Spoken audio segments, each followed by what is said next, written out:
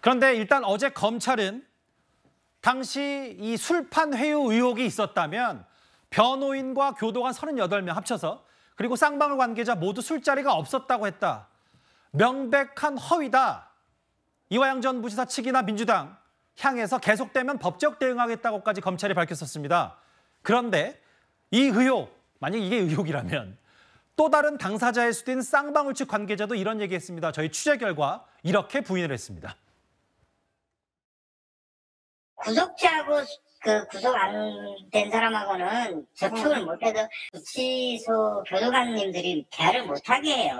건강 좀 챙기세요. 힘내세요. 이 정도는 내가 대화한 적은 있지만은 그 정도 대화하는 것도 조용하세요. 말 시키지 마요. 이래요. 교도관들이 자제를 시켜요. 정말 그 수원지검에 사실 반입해서 내부로 들어간 적이 없으신 거죠? 예, 없습니다. 안에서 이화영 씨랑 식사를 같이 하신 적도 없으시고? 예, 없습니다. 김성태 회장님이 부탁을 해서 한 번도 사식 그런 걸 반입을 하신 적은 있으세요? 없어요. 가져갈 수도 없고. 그리고 심지어는 그 검신기 있잖아요. 우리가 검신기를 검신을 다 해요. 1층도 검색하고 2층도 검색해요. 저는 지하 1층을 내려가 본 적도 없어요. 우리가 먹던 음료수도 물도 못 갖고 가게 들어가는데요. 일단 쌍방울 측 관계자는 전혀 그런 사실이 없다고 저희 성혜란 기자 취재해서 저렇게 얘기를 했고, 사실 뉴스를 매일 지켜보고 있는 저도 이화영 전 부지사가 어떻게 주장이 바뀌는지를 따라하기가 참 쉽지 않습니다. 일단 오늘 또 한 번 이화영 전 부지사 측이 열적 분량의 검찰의 반박문에 재반박문을 썼습니다. 정혁진 변호사님, 저하고 화면을 같이 보실까요? 일단 다시 한번 날짜와 장소, 본인들이 이른바 검찰청 술판 어디서 했고 몇 시 언제 했고 이런 것들이 좀 더 바뀌었어요. 그런데 예컨대 저보고 당신 작년 6월 30일이나 아니면 7월 3일이나 이때 어디서 저녁 먹었냐 저한테 물어보면 저 기억 못할 거예요. 그런데 예컨대 제가 구속돼 있단 말이에요. 예. 수원구치소에 구속되어 있고 그다음에 계속 검찰에 불려나가고 있는데 예. 어느 날 제가 검찰청 갔더니 갑자기 검사가 일로 와봐. 그게 뭐 창고가 됐든 진술 녹화실이 됐든 아니면 검사방에 휴게실이 됐든 거길 갖다 딱 갔더니 연어회가 쫙 깔리고 소주가 그냥 쫙 있고 그러면서 당신 이거 마음껏 먹어 이렇게 이야기를 한단 말이에요. 그러면 제가 그게 검사 휴게실인지 진술 녹화실인지 창고인지 기억이 안 나겠습니까? 그 날짜가 6월 30일인지 7월 3일인지 기억이 안 날 수가 있겠습니까? 어떻게 그게 기억이 안 날 수가 있습니까? 이화영 부지사가 좋은 대학 나와가지고 국회의원도 하고 부지사까지 경기도 우리나라 제일 큰 지방자치단체 부지사까지 했던 분이 저렇게 기억력이 없습니까? 저는 이화영 부지사의 저런 진술이 자꾸 오락가락하는 걸 갖다 보고 뭐가 생각이 나냐면요. 아니 호주 가가지고 골프 치고 거기 골프 치다가 그 호주 사람들 만나가지고 뭐 이상한 짓 하다가 스미마셍까지 했으면서 그러면서 같이 골프 친 사람이 누군지 기억이 안 난다라고 한 것과 비슷한 거 아닌가 저는 그런 생각이 들어가지고 저런 이야기를 하는데 무슨 뭐 검찰청 방문해가지고 검사 나와라 뭐 검사장 나와라 그렇게 이야기하는지 저로서는 도저히 납득이 되지가 않습니다. 뭐 이재명 대표가 고 김문기 처장을 아냐 모르냐 뭐 거기까지는 나가지 마시고 일단 어떤 비유를 했는지 알겠는데 장희희 변호사님. 네. 애초에 저희 뉴스탑10도 쭉 이 얘기를 했을 때 법정에서는 작년 7월 초쯤에 검사실 앞 창고에서 회유를 당한 것 같다. 술판 회유. 그런데 어제는 제가 분명히 전해드렸는데 지도까지 그려서 물론 뭐 이화영 전 부지사도 본인이 손으로 직접 A4 용지에다가 뭐 지도까지 그린 거 저희도 만나볼 테지만 6월 30일이었다. 검사실 안에 진술 녹화실이었다. 오늘은 또 추가로 7월 3일 아니다. 진술 녹화실 검사 휴게실이었다. 저희가 어떻게 받아들이면 될까요? 일단 당사자의 진술의 신빙성을 책정하는 척도라는 건 일관성과 구체성입니다. 그렇죠. 그러면 이제 일관성이 다소 흔들리고 있지 않느냐라는 건데요. 거기에는 예. 시기와 장소가 있는 거 아니겠습니까? 일단 시기와 관련해서 피고인 신문 당시에는 7월 초경이라고 특정을 했어요. 예. 그러면 그 앞뒤로 한 6월 말 7월 초로 이제 범주를 좁힌 것이고 그런데 6월 30일, 7월 3일 이 정도의 기억의 오류가 완전히 본질이 거짓이라고 이야기할 만한 것인가는 예. 따져볼 필요가 있을 것입니다. 겁니다. 왜냐하면 아마 본인 기억에 뭐 더웠고 왜냐하면 날짜를 정확하게 특정하는 사람들이 저희가 재판해 보면 좀 드물기도 하거든요. 예. 그것도 1년 전 사건은. 그러면 뭐 본인의 출정 기록이랄지 본인의 메모랄지 이런 걸로 좀 특정을 해가는 과정이지 않았나라는 헤아려지는 부분이 있고요. 예. 이 이화영 부지사 입장에서는요. 그리고 장소가 바뀌었다는 부분을 이야기하는데 일단 본인이 내가 인지하고 있었던 이 공간에 대해서 그림을 그리지 않습니까? 예. 일반 피해자가 검찰에 가면은 검사실만 들어갑니다. 예. 그리고 굉장히 여러 사무실이 아주 기계적으로 있어요. 거기 뭐 민원인 대기실도 있고 뭐 창고도 있지만 예. 일반 피의자가 갈 일 자체가 없습니다. 그런데 본인이 갔기 때문에 아마 진술 녹화는 하지 않았을 것으로 보이는데 왜냐하면 이건 아동 피해자나 진술의 임의성을 위해서 진술 녹화를 하는 건 좀 예외적이거든요. 그렇다면 진술 녹화실 내지는 뭐 창고인 검사실 이외의 장소에 갔다라는 기억이 있었던 것 같습니다. 이화영 부지사의 머릿속에. 예. 그러면서 장소를 특정해 나갔다는 게 이게 다소 바뀌었다고 해서 완전히 거짓이다라고 할 만한 근거로는 다소 빈약하지 않나 전 개인적으로 말박 쓴다고 못 믿을 말은 아니다 이 말씀하시는 거네요. 기억의 오류 범위 내에 있다고 저는 그럼 장 변호사 말씀은 어쨌든 그러면 또 한 번 기억을 좁혀가는 과정이면 또 한 번 주장이 바뀔 가능성도 있는 거네요. 이젠 더 바뀌면 안 되겠죠. 이제 더 벗기면 안 된다. 근데 제가 장 변호사께 궁극적으로 좀 궁금한 게 있어서 매번 이 의혹을 짚으면서 장 변호사께서도 어쨌든 형사사건 수임 많이 하셨잖아요. 그럼 당시 이화영 전 부지사 변호사들은 도대체 뭐 하고 있었길래 이런 회유까지 겪었는데 당시에 의문을 제기 안 했고 그럼 만약에 의문을 제기하고 그걸 변호사들이 얘기 안 했으면 이화영 전 부지사는 내가 변호사 이렇게 회유당했는데 내 변호사들은 이걸 외부 알리지도 않는다. 변호사 교체했어야 되는 거 맞는지 아닌지 모르겠어요. 제가 그 상황을 구체적으로는 모르겠지만 구속 사건에 입회하는 변호사 같은 경우에는요. 예. 진술 조서를 하고 이 날인까지 하는 과정까지는 끝까지 있습니다. 예. 그런데 출정을 해서 외부에서 온 상황이잖아요. 예. 그러면 변호사는 먼저 퇴거를 하고요. 예. 이 왜냐하면 사무적으로 이제 다시 인계를 해서 구치소로 들어가야 되는 과정이 있기 때문에 예. 좀 대기 시간이 다소 발생합니다. 그러면 예. 그 시간에 무슨 일이 있었는지는 변호사의 컨트롤 밖에 있는 부분이 있죠. 이렇게 중요한 얘기를 이화영 전 부지사가 왜 당시에 6월이든 6월 30일이든 7월 4일이든 왜 안 했냐는 궁극적인 의문이 들어서 그 당시에 변호인에게 안 했는지 그 말씀을 그렇죠. 하시는 겁니까? 1심 결심 공판 직전에 이렇게 총선 끝나고 하는지에 대한 진정성 부분을 계속해서 여권 쪽에서는 얘기하기 때문에 그래서 질문을 드리는데 어떤 말씀인지는 일단 알겠어요. 이 진술 자체는 총선 이전에 나왔습니다. 예. 공판의 마지막 단계에서 피고인 신문 그렇죠. 단계에서 4일에 나왔기 나왔긴 때문에 했는데, 그렇고요. 예. 문제가 이제 언론을 통해 불거진 게 총선 이후로 알고 있습니다. 알겠습니다. 예. 예. 자, 그러니까 이화영 전 부지사가 6월 4일 날 이제 이재명 대표한테 보고했다는 진술을 씁니다. 예. 자, 그때 입회했던 변호사 이야기에 따르면 전혀 어떤 외압이나 이거 없이 자유로운 분위기에 썼다고 그래요. 자, 그 뒤에 이제 공판을 하면서 부인이 뭐 이 재판장에서 소리 지르고 하면서 이게 상황이 바뀌었죠. 진술이 바뀌었습니다. 자, 그러면 이 진술이 바뀌면 당시 이화영 부지사 측 입장에 생각해 보면 제일 중요한 게 요건이 뭘까요? 나 지금 회유당했어요. 회유당해서 이 진술을 바꿨습니다. 예. 그러면 굉장히 합리성이 있잖아요. 예. 그죠? 그러면 왜 그때 그 본인이 지금 그 다음에 진술을 이제 번복하면서 계속 이제 보고 안 했다고 이야기를 했지 않습니까? 예. 그러면 그 안 했다는 핵심적인 어떤 근거가 바로 이 회유입니다. 그러면 그때 이 사안을 쓰면은 아주 금상첨화 아니겠습니까? 그 굉장히 설득력이 있잖아요. 재판부한테 보십시오. 검사가 나한테 술도 주고 또 김성태하고 만나게 해서 연어회도 먹고 하면서 회유했습니다. 그래서 제가 이 진술을 원래 그렇게 바꾼 겁니다. 이렇게 이야기하면 되잖아요. 그 수많은 시간들 480번에 달하는 그 면접과 이 대담 기간을 제외하고 예. 왜 마지막 날 이런 주장을 했을까? 바로 그 문제거든요, 지금. 그렇다면 본인이 그동안 뭐 기록에도 썼다고 그래요? 예. 뭐 먹었다. 근데 왜 술 먹었다는 이야기는 왜 안 씁니까?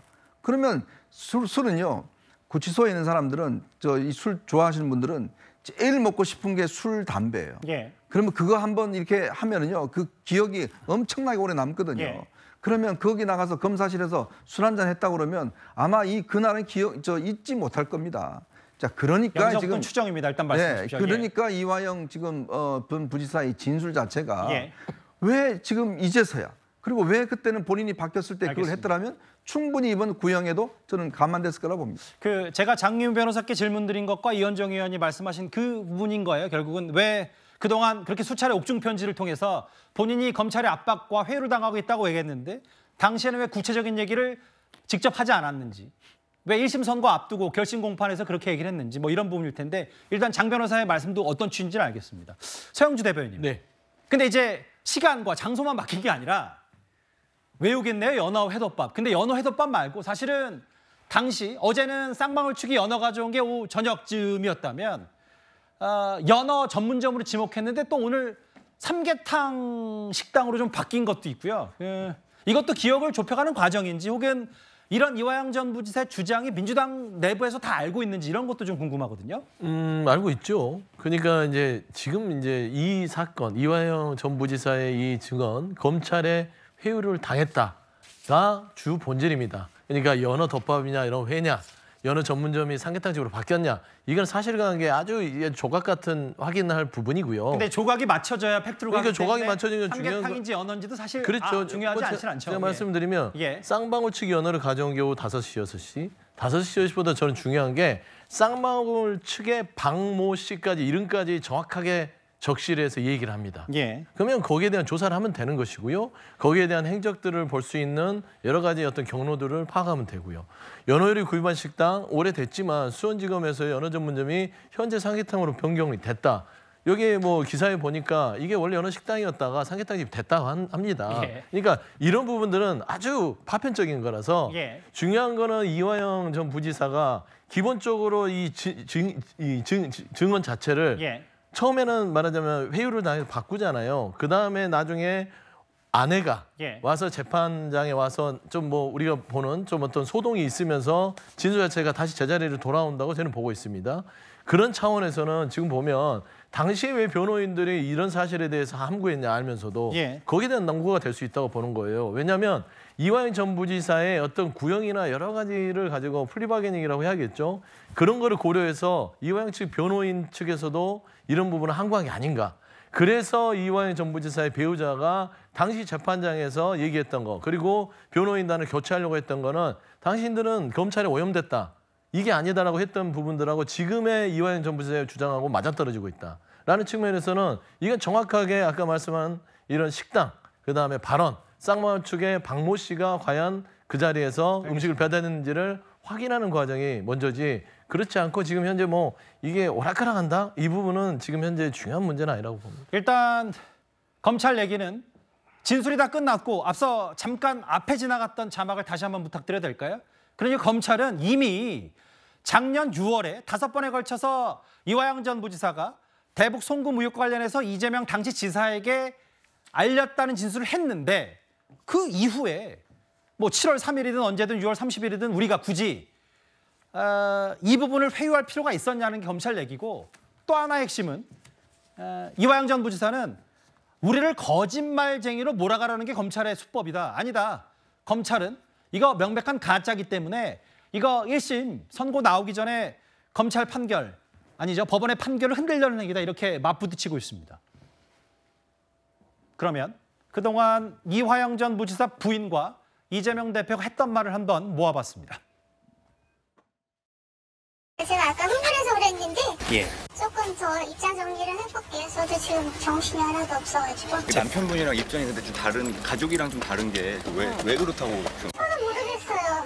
왜 저 사람이 저렇게 됐는지 모르겠습니다. 이 3명의 피의자, 수감자를 어느 검사실에서 소환을 했는지 교도소 구치소에 확인하면 됩니다. 당연히 CCTV가 있었을 것이고 그날 연어회에 뭐 회덮밥에 술까지 반입을 한 쌍방울 직원들이 있다는 것이니까 출입자 기록 확인하면 나올 것이고 교도관들이 수감자들 데리고 왔는지 확인하면 아주 쉽게 나옵니다. 이화영 부지사의 진술은 100% 사실로 보입니다.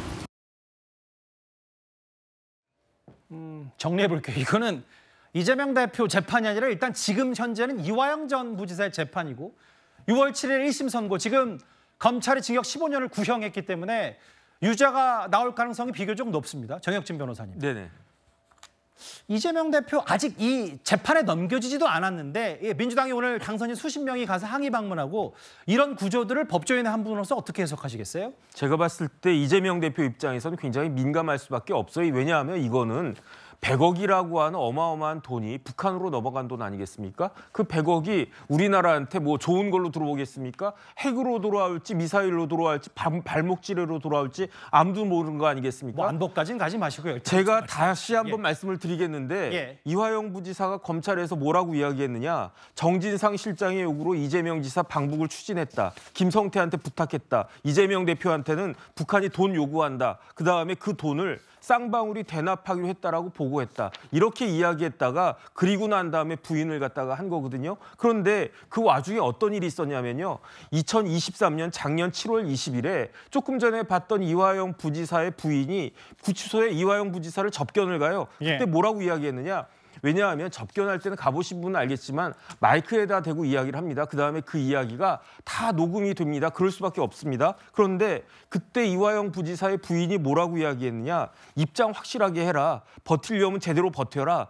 저쪽에서 도와준다라고 하니까 같이 저항하자. 그렇게 이야기를 갖다가 하고 그 이야기를 들은 다음에 이화영 부지사 말이 조금 전에 제가 드렸던 그 말이 완전히 180도 바뀌면서 지금과 같은 상황이 됐는데 그런데 그 와중에 이화영 씨가 옥중 편지를 갖다 또 썼었어요. 그런데 그 옥중 편지 내용은 뭐냐면은 방북 비용을 대납 요청하지는 않았지만 그렇지만 2019년 7월에 마닐라에서 김성태 회장에게 이 지사 방북에 대해서 신경을 써달라고 하는 말을 예. 북측 관계자들이 있는 자리에서 했다. 그거는 말을 갖다 진술을 번복했지만 옥중 편지에서는 이렇게 아주 좀 이렇게 어느 정도 이렇게 마일드하게 그 된 상황에서도 이런 내용의 옥중 편지를 갖다 썼거든요. 예. 그 다음에 조금 전에 이제 수원지검에서 황당하다고 생각하는 게 예. 형사소송법이 바뀌었어요. 예. 그렇기 때문에 피고인이 아무리 검찰에서 진술했다라고 해도 동의하지 않으면요, 그건 증거 능력이 없어요. 그러게요. 그러니까 수원지검 입장에서는 이거 받아놨어도 어차피 재판 가가지고 이화영 부지사, 이화영 피고인이 부인하면 쓸데가 없는 거니까 저런 리스크를 갖다가 부담하면서까지 이화영에게 그렇게 그 회유하거나 압박할 아무런 이유가 없고요. 더 중요한 건 뭐냐면은 예. 공범들이 자백했잖아요. 저 상황에서 이화영 부지사가 왜 저렇게 자백을 했었습니까? 처음에는 이화영 부지사가 진술을 갖다가 거부하고 반대 이야기를 했었다고요. 예. 부인을 갖다 했었다고요. 그러다가 왜 2023년 6월에 저런 식으로 진술했습니까? 그거는 김성태가 진술했고요. 안부수가 진술했고요. 결정적으로 국정원 문건까지 나왔어요. 예. 그러니까 그 당시 그 이화영 부지사를 변호하던 변호인이 부장판사 출신 변호인인데 제 생각에는 아마 그 변호인이 이화영 부지사한테 일이 이 정도까지 왔으면 그 이화영 그 부지사님 형량을 낮추기 위해서라도 자백하는 게 좋겠습니다. 그렇게 이야기하지 않았겠습니까? 그런데 그 변호사를 해임해버렸어요. 누가 해임했습니까? 이화영 부지사 부인이 해임했어요. 예. 이런 일들이 다 종합적으로 봐서 6월 7일에 법원에서 판결을 선고할 것이다. 저는 그렇게 생각합니다. 그러니까 이제 어쨌든 법적인 부분을 너무 정치적으로 몰고 가는 거 아니냐. 1심 선고 앞두고 뭐 이런 취지의 말을 종합적으로 하셨는데요. 크게 봤다면 이번 주 정리해 볼게요. 사실 오늘의 공방은 이거였습니다. 그러니까 쌍방울 축도 음식 반입한 적 없고 청사 내에서 아예 음주가 불가능하고 여러 가지 얘기. 다만 이화영 전 부지사는 추가 입장을 내면서 지하 1층으로도 술 반응하다. 근데 이제 장유미 변호사님, 이제 만약에 수원지검에서 어제 38명 다 검사했는데 아니라고 했는데 그러니까 민주당이 원하는 건 결국은 한 명 한 명의 입출입 기록, CCTV 공개 다 해서 만약에 의혹이 깔끔하다면 더 이상 이화영 전 부지사 주장에 대해서는 언급하지 않는 겁니까? 못하는 거죠. 그런데 일단 그렇습니다. 이 사건 본질은 간단해요. 피해자들과 검찰이 술자리를 검찰청사 내에서 가졌느냐 안 가졌냐입니다. 예. 아까 말씀 주셨지만 부존재 사실, 이런 술자리가 없었다라는 건 증명이 어려워요. 왜냐하면 이걸 마녀의 증명이라고 하고 없는 사실을 입증하는 건 불가능하니까요. 그런데 이 사건 같은 경우에는 관련한 자료가 모두 검찰한테 있습니다. 그러니까 간단하게 그날 검찰에 출두한 이화영 그 부지사의 기록, 왜냐하면 수원구치소랑 수원지검은 또 거리가 상당합니다. 예. 혼자 나올 수는 없죠. 구속된 피의자였으니까요. 그렇다면 출정한 기록 공개하면 되고요. 정말 쌍방울 이 직원들이 뭐 술을 올렸다, 연어를 사다가 뭐 배달을 해줬다라고 이야기를 하니까 그 특정했던 날짜 이 부분과 관련해서 출입 기록을 공개하면 사실 깔끔하게 해결될 일이기도 합니다. 그러니까 이제 아예 그 다 공개하라. 물론 뭐 최근에 6월 30일, 7월 4일 이렇게 뭐 날짜가 바뀌었습니다만 그것까지 다 포함해서 공개하라. 예, 아예 두세 개니까요. 뭐 원소스 로 데이터를 다 공개하라는 거죠, 민주당. 그러면 깔끔할 것 같습니다. 예. 알겠습니다. 오늘 민주당 이번 총선에 당선된 당선인 수십 명이 검찰청과 구치소를 단체로 항의 방문한 얘기, 이화영 전 부지사가 쏘아올린 검찰의 술판 회유 조작 관련된 얘기 첫 번째 이슈를 짚어봤습니다.